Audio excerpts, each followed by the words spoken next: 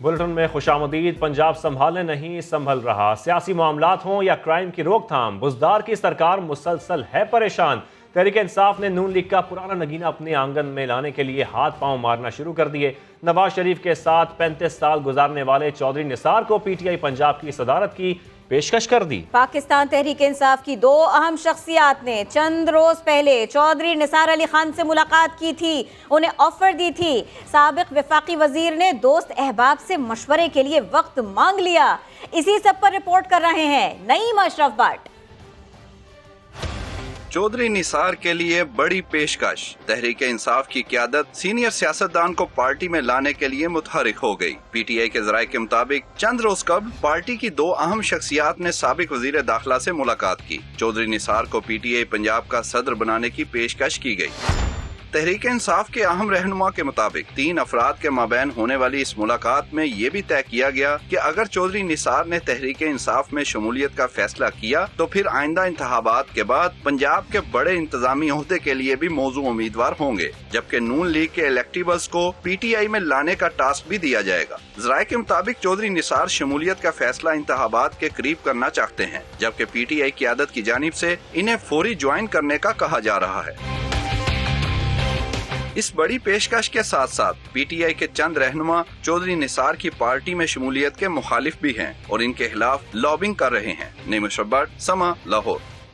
सिर्फ यही नहीं जनाब, नवाज शरीफ के सामने कामयाब कामरान समझे जाने वाले उस्मान बुज़दार के लिए अफजल तरीन निकले। पंजाब हुकूमत में एक और चीफ सेक्रेटरी की एंट्री। बुज़दार के दौरे इक़्तिदार में कामरान अफजल 5वें चीफ सेक्रेटरी लगाए गए हैं। ये कौन है और माजी में किन ओहदों पर रहे, रिपोर्ट कर रहे हैं मोहसिन बिलाल।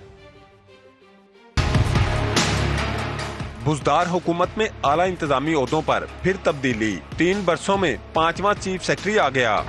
इस बार तैनात होने वाले चीफ सेक्रेटरी पंजाब कामरान अली अफजल साबिक वजीर आजम नवाज शरीफ के करीबी ब्यूरोक्रेट्स में से एक हैं। कामरान अफजल नवाज शरीफ दौर में वजीर आजम सेक्रेटेरिएट में पहले ज्वाइंट सेक्रेटरी और फिर एडिशनल सेक्रेटरी रहे। वजीर आजम सेक्रेटेरिएट में काम करने के लिए उनका चुनाव फवाद हसन फवाद ने किया था। चीफ सेक्रेटरी के ओहदे से पहले कामरान अली अफजल वफाकी सेक्रेटरी इंडस्ट्रीज रहे। कामरान अली अफजल का ताल्लुक डीएमजी के 21वें ग्रुप से है। इब्तदाई तालीम एचएसएन कॉलेज लाहौर से हासिल की, जबकि जीसीयू से ग्रेजुएशन और बाद में इक्तिसादियात में मास्टर्स किया और मेलबर्न यूनिवर्सिटी से इकोनॉमिक्स में पीएचडी कर रखी है। मोहसिन बिलाल, समा, लाहौर। पंजाब को हर सतह पर फतह करने का मिशन। तहरीक इंसाफ की सरकार मुसलसल फील्डिंग चेंज कर रही है। अब पंजाब पुलिस की कमान को छक्का लगा दिया। जी हां, बुज़दार हुकूमत के 3 साला दौर में 6ठा आईजी तैनात कर दिया गया। इससे पहले कितने आए और कितने गए, देखिए ये रिपोर्ट। पंजाब का इंस्पेक्टर जनरल पुलिस एक बार फिर तब्दील।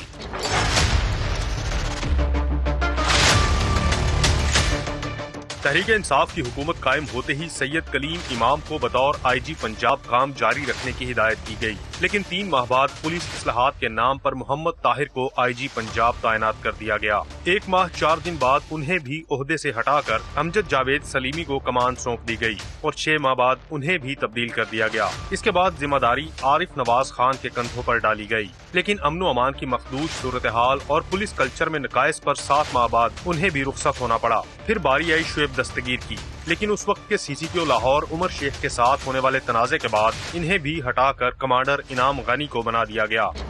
और अब एक बार फिर सिक्योरिटी की सूरत हाल से पंजाब हुकूमत मुतमईन न हो सकी। इनाम गनी की जगह राव सरदार को नया आईजी पंजाब तैनात कर दिया गया। जहांगीर खान, समा, लाहौर।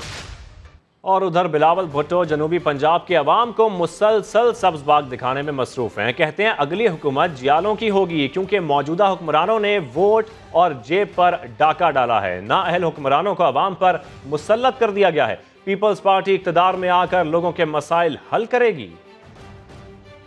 एक नाअहल सिलेक्टेड हुक्मरान आप पे आज मुसल्लत हैं। उन्होंने आपके वोट पे डाका मारा है, आपका जेब पे डाका मारा है, आपका पेट पे डाका मारा है। आपको याद है कि जब पीपल्स पार्टी हुकूमत में थी तो मुल्तान के अवाम को रोजगार मिलती थी।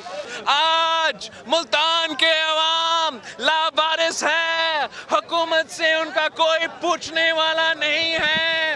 अब पाकिस्तान पीपल्स पार्टी इंशाल्लाह ताला अगला हुकूमत बनाएंगे, हम आपका मसाइल भी हल करेंगे इंशाल्लाह ताला।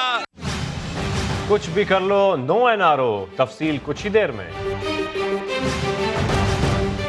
और वज़ीर इत्तलात फवाद चौधरी कहते हैं बदकिस्मती से शहीद बेनज़ीर भुट्टो की पार्टी सियासी जोकरों के हाथ में है। नून लीग और पीपल्स पार्टी कभी धांधली के बगैर नहीं जीते।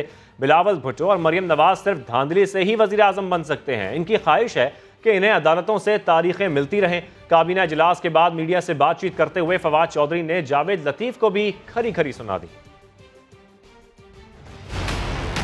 ये सिर्फ इमरान खान की हुकूमत है जो सिटिंग गवर्नमेंट में होके इलेक्टोरल रिफॉर्म्स की बात करती है। आपने कभी नवाज शरीफ के मुंह से, कभी जरदारी साहब के मुंह से ये सुना हो कि वो इलेक्शन में इस्लाहात चाहते हैं? ये सिस्टम को बदलने में दिलचस्पी नहीं रखते। अगर सिस्टम फेयर हो जाए तो शरीफ फैमिली की तो कोई मुस्तकबिल नहीं। मरियम नवाज हों, बिलावल हों, ये सिर्फ एक तरीके से पाकिस्तान के वज़ीर आज़म बन सकते हैं। एक तो ये कि पाकिस्तानियों की किस्मत ही बहुत ख़राब हो, और दूसरा ये कि इतनी धांधली हो कि ये पाकिस्तान में आज जो भी इस्लाहात हुकूमत लाती है उसको घर बैठे हुए उन्होंने सिर्फ एक लाइन की बयान जारी करना है कि हम नहीं मानते। पीपल्स पार्टी जो है उसकी थोड़ी सिर्फ ये है कि कभी कभी वो पीटीएम के एजेंडे को आगे बढ़ाते हुए थोड़ा सा चलना चाहते हैं। किस्मती है कि बेनज़ीर भुट्टो की जो पार्टी है वो इतने ज़्यादा सियासी जोकर्स के हाथ में है अनफॉर्चुनेटली। जावेद लतीफ़ साहब एक सियासी जोकर हैं और सिर्फ अटेंशन सीकर हैं। उनका ख्याल है कि किसी तरीके से फ़ौज उन्हें लिफ्ट करा ले। बदकिस्मती है कि ऐसे लोग भी हमें। बिलावल भुट्टो जरदारी पंजाब के जितने चाहे दौरे कर लें, नतीजा सिफर निकलेगा। फयाजुल हसन चौहान के जियाले चेयरमैन पर वार, कहा बिलावल बच्चे और मन के कच्चे हैं, उनको नहीं पता कि अगला जेल सुपरिटेंडेंट भी जियाला होगा। जवान लोगों के इस्तकबाल के लिए जेल में पूरी तैयारी कर रहा है। उन्होंने मजीद कहा कि फजल रहमान दिहाड़ी लगाने के लिए शहबाज शरीफ को धरने के लिए मजबूर कर रहे हैं। बिलावल जरदारी जितने मर्जी दौरे कर ले पंजाब के, रिजल्ट तो क्या होगा? रिजल्ट है सिफर जमा सिफर मल्टीप्लाई बाई सिफर बटा जा सिफर। जाग मेरे जियाले जाग। बिलावल जरदारी साहब, आप बच्चे हैं, मन के कच्चे हैं। मैं सिर्फ जियाला वज़ीर आज़म मुंतखब नहीं करना चाहता हूँ। पंजाब हुकूमत चाहिए, जियाला वज़ीर आला चाहिए। आपको नहीं पता आगे जेल का सुपरिटेंडेंट भी जियाला होगा, डिप्टी सुपरिटेंडेंट भी जियाला होगा, और वो इतना जियाला होगा कि वो आपको जनाब माही आवेगा तो फुल्ला नल धरती से जावांगी, वो जेल शेल और सारी चीजें सजा रहा है। बिलावल जरदारी साहब भी एक लॉलीपॉप है जो जरदारी साहब ने रखा हुआ है। चंद गिने चुने पाकिस्तान के अंदर लोग रह गए हैं पीपल्स पार्टी से, उनके लिए लॉलीपॉप रखा हुआ है। उसके अलावा उसकी कोई वैल्यू और हैसियत नहीं है, बिल्कुल फोका आदमी है, ना उसकी कोई हैसियत नहीं है। पीटीएम की सूरत हाल आपके सामने है, ना खुदा ही मिला, ना विसाले सनम, ना इधर के रहे ना उधर के रहे। शहबाज शरीफ जो है वो बिलावल को इस्तेमाल करने की कोशिश कर रहे हैं, बिलावल जो है वो शहबाज शरीफ को इस्तेमाल करने की कोशिश कर रहे हैं। मौलवी फजल रहमान साहब अपनी दिहाड़ी लगाने के चक्रों में है। धरने के अंदर कोई 1 अरब की दिहाड़ी लगी थी, अब वो कुछ 4 अरब की दिहाड़ी लगाना चाहते हैं। बार बार जाके शहबाज शरीफ को जो है वो मजबूर कर रहे हैं कि कोई धरने का, कोई लॉन्ग मार्च का कोई सिलसिला शुरू करो। अगली दफा भी इंशाल्लाह वज़ीर आज़म पाकिस्तान इमरान खान साहब 2/3 मेजॉरिटी के साथ इस मुल्क के प्राइम मिनिस्टर बनेंगे। आगे बढ़े और आपको बताएं, सिंध के जाली डोमिसाइल पर वफाकी महकमे में नौकरी लेने का इंकशाफ। 432 डोमिसाइल्स और पीआरसी की जांच पड़ताल के दौरान 154 डोमिसाइल्स मशकूक निकले। वज़ीर आला सिंध ने जाली डोमिसाइल और पीआरसी बनाने वाले अफसरान के खिलाफ कार्रवाई की हिदायत कर दी है। जाली डोमिसाइल से मुतालिक रिपोर्ट वज़ीर आला सिंध को पेश कर दी गई। वज़ीर आला सिंध ने 10 साल में जारी डोमिसाइल की जांच पड़ताल की हिदायत कर दी है। मुराद अली शाह ने कहा कि 154 मशकूक डोमिसाइल्स पर अपील का फैसला 30 रोज में किया जाएगा। अब आपको बताएं, वज़ीर आज़म इमरान खान ने कहा है कि अदलिया तहरीक के वो नताइज नहीं आए जो आने चाहिए थे। आज़ाद अदलिया की वजह से ही मुल्क तरक्की कर सकता है। इस्लामाबाद में तकरीब से खिताब में वज़ीर आज़म ने कहा कि परवेज़ मुशर्रफ ने एनआरओ देकर बहुत बड़ा जुल्म किया। कानून की हुक्मरानी ना होने से मुल्क पीछे रह गया। आज सारे मिलकर कह रहे हैं एनआरओ दे दो वरना मुल्क नहीं चलने देंगे।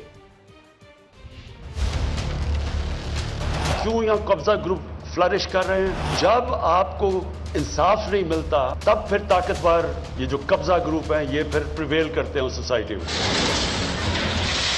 चीफ जस्टिस साहब आपके साथ 2007 में उस तहरीक में शामिल इसलिए था कि ये हमारा नजरिया था। वो एपिक स्ट्रगल थी, वो in fact struggle rule of law की थी। लेकिन मुझे बड़े अफसोस से कहना पड़ता है कि जो उस स्ट्रगल की नतीजे में जो रिजल्ट्स आने चाहिए थे, वो मुझे अफसोस से कहना पड़ता है वो नहीं आया। एक और कहानी है कि वो जिधर वो उसने जाना चाहिए था वो नहीं गई। रूल ऑफ लॉ, 4 में से 2 खलीफा वक्त अदालत के अंदर पेश हुए, कोई कानून से ऊपर नहीं है। ये है पाकिस्तान का अलमिया। ये जो 2 पाकिस्तान शुरू हो गए, एक नहीं 2 पाकिस्तान, एक पाकिस्तान के लिए एक अलहदा सेट ऑफ रूल्स, दूसरों के लिए अलहदा, सारे इकट्ठे होकर कहते हैं कि जी हमारे लिए अलहदा कानून बना दो, हमें एनआरओ दे दो। एक ही ब्लैकमेल कर रहे हैं कि नहीं तो आपकी गवर्नमेंट नहीं चलने देंगे। और ये ही जनरल मुशर्रफ ने सबसे बड़ी जो जुल्म किया इस मुल्क पे, एक तो आइन तोड़ा, लेकिन जो सबसे बड़ा जुल्म किया, एनआरओ दे दिए ताकतवर को। पैसा तो जनरल मुशर्रफ का नहीं था, पैसा तो कौम को चोरी हुआ था। उसके पास तो राइट ही नहीं था कि उनको कहे जी नहीं हमने आपको माफ कर दिया। जो माशरा ये एस्टेब्लिश कर लेता है कानून की बालादस्ती, वही माशरा खुशहाल होता है। तर्जुमान नून लीग मरियम औरंगजेब कहती हैं 3 साल हो गए लेकिन एनआरओ की रट खत्म होने का नाम नहीं ले रही। वजीर आजम से सवाल करने हुए उन्होंने पूछा कि आपको एनआरओ नहीं मिल रहा, बोली ताकतवर आटा चीनी चोर आपके साए तले महफूज हैं। बिजली गैस और रिंग रोड माफिया आपके एनआरओ तले खूब जेबें भर रहे हैं, आपसे क्या सवाल करें हैं।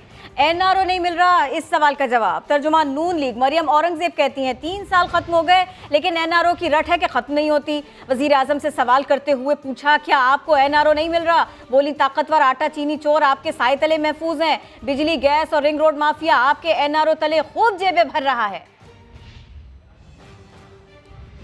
और आटा फिर महंगा हो गया। लाहौर समेत पंजाब भर में आटे की कीमत में इजाफा जारी है। एक हफ्ते में 20 किलो का थैला 100 रुपये महंगा हो गया। आटा डीलर्स के मुताबिक मिलों को सरकारी गंदम ना मिली तो बहरान ज्यादा संगीन हो सकता है। देखते हैं मोहम्मद लुकमान की रिपोर्ट। गंदम की नई फसल आने में तो है अभी 8 माह बाकी, मगर आटे की कीमत मुसलसल बढ़ रही है। 20 किलो आटे का थैला 1210 रुपए का हो गया है। चक्की का आटा भी 80 रुपए फी किलो से कम नहीं। सार्फिन का कहना है कि आटे की कीमत मुसलसल बढ़ने से उनके घरों का बजट बुरी तरह मुतासर हुआ है। पहले थैला 800 का लेके जाते थे, अब है थैला 1200 का, तो इससे हमारे ऊपर जो गरीब तबका है उसके ऊपर बहुत ज्यादा फर्क पड़ा है। दूसरी तरफ आटा डीलर्स और चक्की मालकान इस बात पर मुत्तफिक हैं कि जब तक मिलों को सरकारी गंदम की दस्तयाबी नहीं होती, ओपन मार्केट में गंदम की कीमत बढ़ने से आटे के निर्ख मजीद बढ़ सकते हैं। जैसे जैसे गंदम बढ़ेगी उससे आटा चले, ये तकरीबन 90 रुपये 100 रुपये तक जा सकता है आटा इससे, अगर ये पोजीशन रही तो। मुआशी माहिरीन का कहना है कि हुकूमत की तरफ से निजी शोबे पर गंदम की खरीद पर पाबंदियों की वजह से ये सूरत हाल पैदा हुई है। कैमरामैन नदीम कासिम के साथ मोहम्मद लुकमान, समा, लाहौर। हम मुश्किलात रिपोर्ट करते हैं तो मुश्किलात से लड़ने वालों की भी बात करें। उम्र 73 साल और मेहनत का जज्बा कमाल। फरार रब्बानी रिपोर्ट में अपनी मिलवाएंगी आपको एक ऐसी शख्सियत से जिनकी उम्र, उनका काम बहुत ज्यादा, वो घर की कफालत की जिम्मेदारी भरपूर अंदाज में उठाते हैं। इस्लामाबाद की गलियों में फूड डिलीवरी का काम करते 73 साल राइडर फैयाज अख्तर फैजी। बुजुर्ग राइडर जब खाने पीने का सामान घरों में पहुंचाते हैं तो उनकी हिम्मत देखकर लोग नौकरी के इंतजार में घर बैठकर रोटियां तोड़ने वालों को खरी खरी भी सुनाते हैं। इस कदर गर्मी में ये हमारे मतलब के ऑर्डर को लेकर आए, ये ख्याल आता है कि इनकी जगह वो बच्चे होते या वो लोग होते जो घर में बैठे हुए। और मुलाजिम तो कभी खुद फैजी साहब भी थे, वो भी सरकारी, लेकिन रिटायरमेंट के बाद किराए, बिल, महंगाई समेत दीगर माली मुश्किलात ने उनकी नई ड्यूटी लगा दी। घर चाहिए, मेरे ऊपर कर्ज भी है, जो पेंशन की जो है वो कर्ज की नजर बाज़ हो जाता है। अगर कोई तरस खाकर फैजी साहब से इजहार हमदर्दी की कोशिश करे तो वो अज़्म हौसले की चट्टान बन जाते हैं। कभी किसी ने कहा है जी आप इस उम्र में काम करते हैं, आप आराम करना चाहिए, मैं क्या, मैं आपके लिए रोल मॉडल हूँ। मजबूरियों में भी पूरी लगन से मजदूरी। फैयाज अख्तर फैजी ही तो हैं मेहनत में अजमत की मिसाल। और जहाज निकल गया, मौजरा जानिए थोड़ी सी देर में। एक और अहम मामले की बात करें। क्रिकेट के नामजद राजा ने बाकायदा ओहदा संभालने से पहले ब्लफ खेलना शुरू कर दिया। पीसीबी के नामजद सरबराह रमीज राजा ने T20 वर्ल्ड कप स्क्वाड के लिए कप्तान बाबर आजम की तजावीज़ को रद्दी की टोकरी में डाल दिया। समा अंदरूनी कहानी सामने ले आया। बाबर आजम स्क्वाड से नाखुश हैं। रमीज राजा ने 4 नाम हटाकर नए शामिल कर दिए और मंतक ये पेश की कि इसमें एक भी चल गया तो समझो वर्ल्ड कप की ट्रॉफी हाथ में आ गई। अब आपको बताएं, कराची सी व्यू पर फंसे जहाज को निकालने का मार्का सर कर लिया गया है। पाकिस्तानी कंपनीज ने पहली बार सालिम जहाज निकालकर तारीख रकम कर दी। इससे पहले बहुत बातें बन रही थी। सैयद रिजवान आलम रिपोर्ट करेंगे।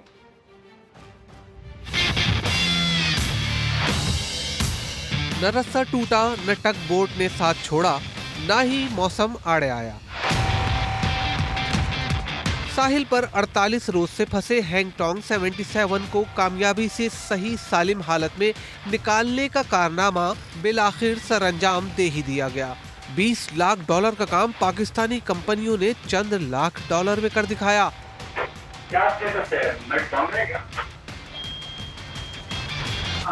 इंजन स्टार्ट हो गया, सही, दोनों पंखे चल रहे। वजीर आजम के मावने खुसूसी बहरी उमूर महमूद मौलवी ने भी एतराफ किया और कहा ये पहला जहाज है जिसे फंसने के बाद काटे बगैर निकाला गया है। ये पहला जहाज है जो कि यहाँ पे जो है साहिल समंदर पे रहने के बाद इसको निकाल के इसको वापस समंदर में लेके जाया गया। मंगल को ऑपरेशन में 2 टग बोट, क्रेन बरदार बार्ज, हैवी मशीनरी, पायलट और स्पीड बोट ने मरबूत कोशिशों के साथ हिस्सा लिया तो नतीजा भी कामयाबी की सूरत में निकला। पहले बहरी जहाज को 850 मीटर दूर समंदर में खड़ी क्रेन बरदार बार्ज से रस्से बांधकर खींचा गया।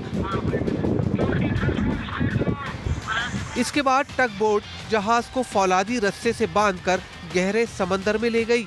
यहाँ से इंजन स्टार्ट हो गए और जहाज भी चल पड़ा। आगे बढ़े और आपको बताएं, air chief marshal Zaheer Ahmed Babar Sidhu कहते हैं पाक फजाइया खित्ते में पाकिस्तान की सालमियत और वकार के दिफा के लिए मुकम्मल तैयार है। पाक फजाइया ने मुल्क भर में अपने तमाम एयरबेसेस और तनसीबात पर 7 सितंबर यौम शहदा के तौर पर मनाया।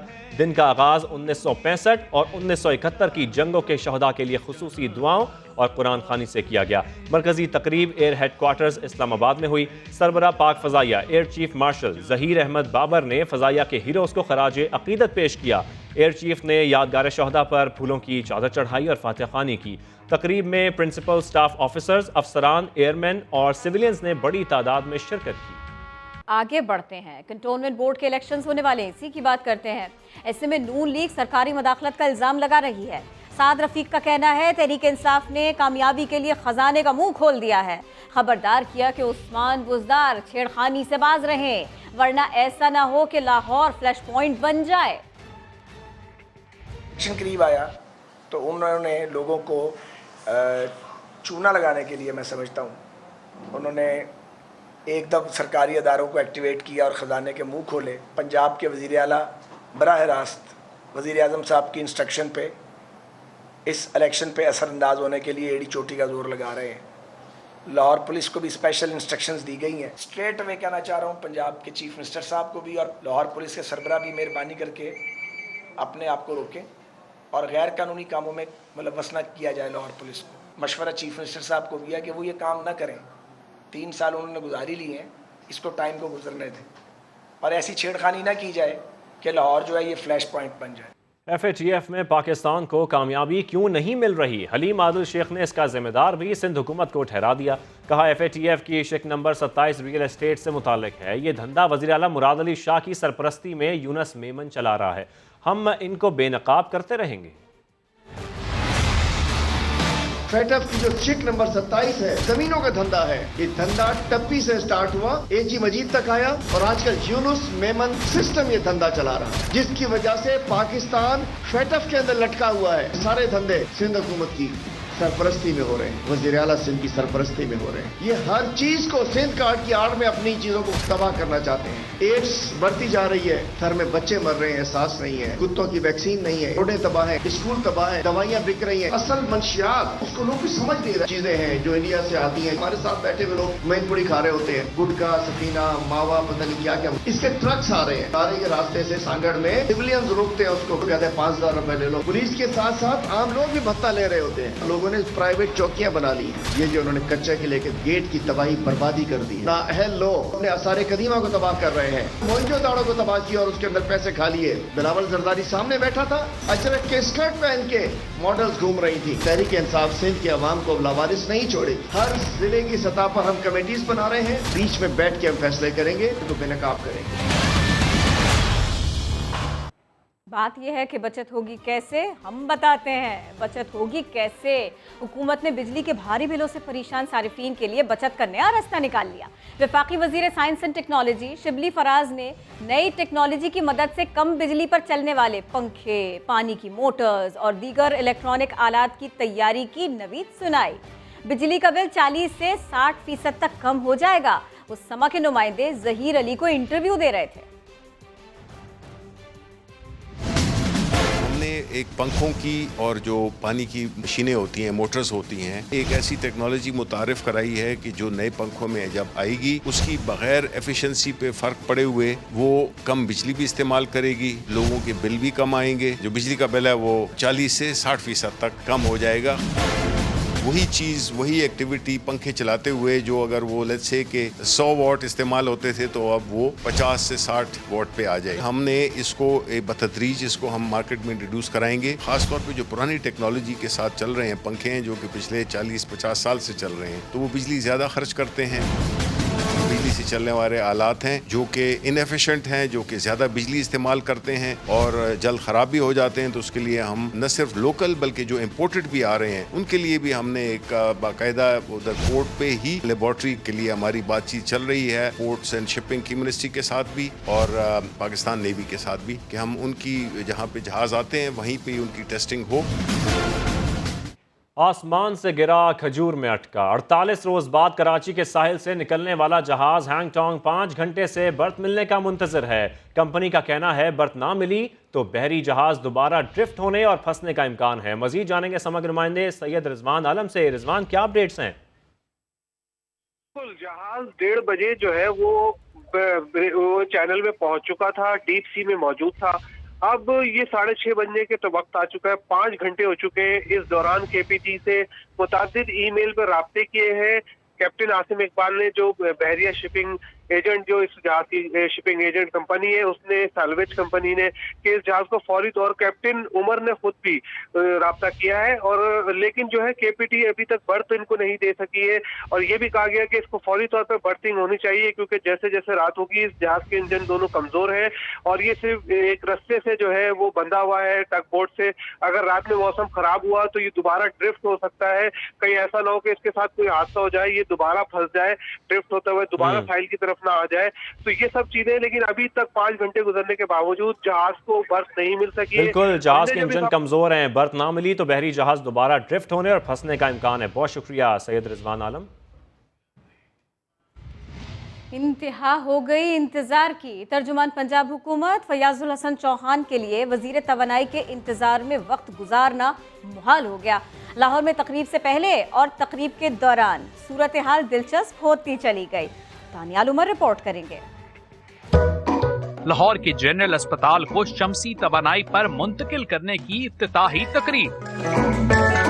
फयाजुल हसन चौहान तो वक्त की पाबंदी करते हुए अस्पताल पहुंच गए, मगर वजीर तवानाई लेट हो गए। तर्जुमान पंजाब हुकूमत कभी अस्पताल की बिल्डिंग के अंदर जाएं तो कभी बाहर आएं। इंतजार इतना तवील हुआ कि अस्पताल की सीढ़ियों पर ही बैठ गए और वजीर तवानाई का इंतजार करने लगे। 1 घंटे से ज्यादा ताखीर के बाद वजीर तवानाई अख्तर मलिक पहुंचे तो दोनों के दरमियान दिलचस्प जुमलों का तबादला हुआ। सबसे पहले तो डॉक्टर अख्तर मलिक साहब ने आज इतना इंतजार कराया जितना जवानी में किसी दोस्त का भी नहीं किया होगा और वो सूरत हाल वही थी। फिर वो कहते हैं ना, सानू नहर वाले पुल ते बुला के चंद भाई किथे रह गए।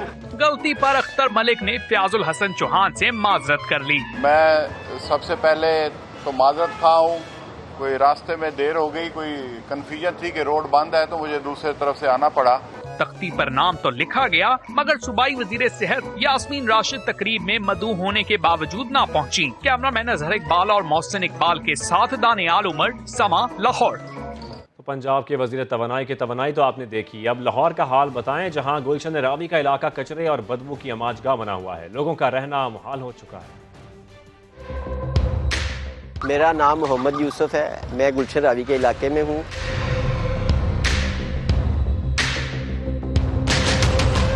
ये कितना कचरा पड़ा हुआ है, ये दीवार देखें, कभी बच्चे गिर जाते हैं, कभी पानी बाहर आ जाता है।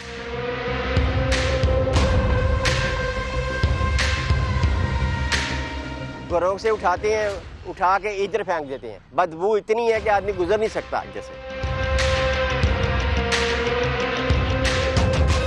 22 दिन हमारे बच्चों की तबीयत खराब रहती है, खेल नहीं सकते बाहर। कभी किसी ने आके देखा ही नहीं है, अच्छा आएंगे, बस फिर ऐसे टाइम इन्होंने गुजार दिया। वो कचरा है, इधर नाला है, कम से कम दीवार ही बना दो। इतना बजट भी नहीं है आप लोगों के पास। हम इतना कहाँ से पैसा लाएं कि हम अपना घर कहीं और ले जाएं। हमारी तो एक ही अपील है कि बस ये नाले की दीवार हो जाए और दूसरा ये कचरा उठाया जाए।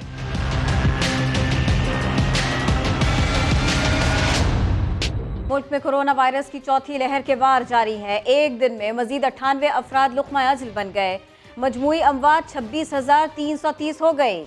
NCOC के मुताबिक गुज़िश्ता रोज़ 52,316 टेस्ट किए गए, 3,316 मुस्बत आए। मुस्बत केसेस की शरह 6.33% रही। फिल वक्त इतना ही। और खबर के लिए विजिट कीजिए हमारी वेबसाइट sama.tv। इसके अलावा आप हमें फेसबुक और ट्विटर पर भी ज्वाइन कर सकते हैं। एक ब्रेक के बाद हेडलाइंस के साथ दोबारा हाजिर होंगे। देखते रहिए समा।